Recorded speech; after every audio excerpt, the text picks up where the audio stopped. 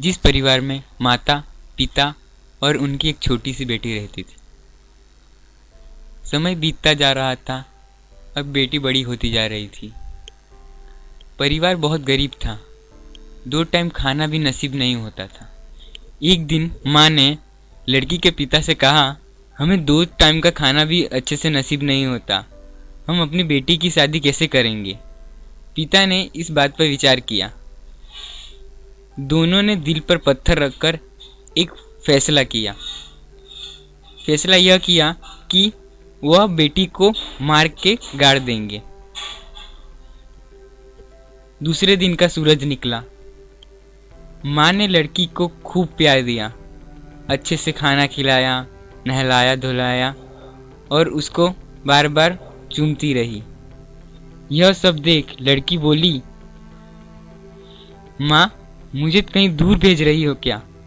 वरना आज तक आपने मुझे इस तरह प्यार नहीं किया। माँ केवल चुप रही और रोने लगी। तभी उसके पिता हाथ में फावड़ा और चाकू लेकर आए। माँ ने लड़की को सीने से लगाकर पिता के साथ रवाना कर दिया। रास्ते में चलते चलते पिता के पैरों में कांटा लग गया। पिता एकदम से नीचे बैठ गए। बेटी से यह देखा नहीं गया। उसने तुरंत कांटा निकालकर चुनरी का एक हिस्सा पैर पर बांध दिया। फिर वह आगे की ओर निकले। आखिरकार पिता और बेटी दोनों एक जंगल में आ पहुंचे। पिता ने फावड़ा लेकर गड्ढा खोदना शुरू किया और बेटी सामने बैठी थी और बेटी सामने बैठे बैठे देख रही थी।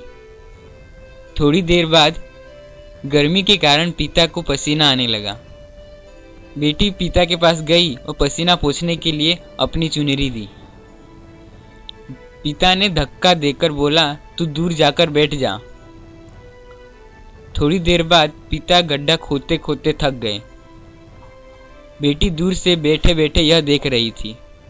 जब उसको लगा कि पिताजी शायद थक गए हैं तो पास आकर बोली, पिताजी आप थक गए हैं, लाओ फावड़ा, मैं खोद देती हूँ, आप थोड़ा आराम कर लो, मुझसे आपकी तकलीफ नहीं देखी जाती। यह सुनकर पिता ने अपनी बेटी को गले लगा लिया। पिता की आंखों में आंसू के नदियां बहने लगी। पिता का दिल पसीज गया। पिता बोले, बेटी मुझे माफ कर दे, यह गड्ढा मैं तेरे लिए खोद रहा था और तू मेरी चिंता करती है। अब जो होगा वो देखा जाएगा। तू हमेशा मेरे कलेजे का टुकड़ा बनकर रहेगी। मैं खूब मेहनत करूंगा और तेरी शादी धूमधाम से करूंगा। दोस्तों, कहा जाता है कि बेटी तो भगवान की अनमोल भेंट है, इसलिए कहते हैं बेटा भाग्य से मिलता है और बेटी सौभाग्य से। हम क्यों भूल जाते हैं कि कल्पना चावला, सुनीता विलियम, सानिया मिर्जा और अरुणा सिन्हा जैसे लड़कियों ने देश का नाम और गौरव ऊंचा किया है।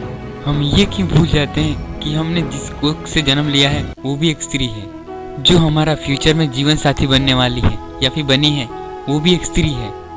फिर बेटियों को क्यों बोझ समझा जाता है? दोस्तों, अब भाग्यशाली नहीं सौभाग्यशाली है कि आपकी बेटी है।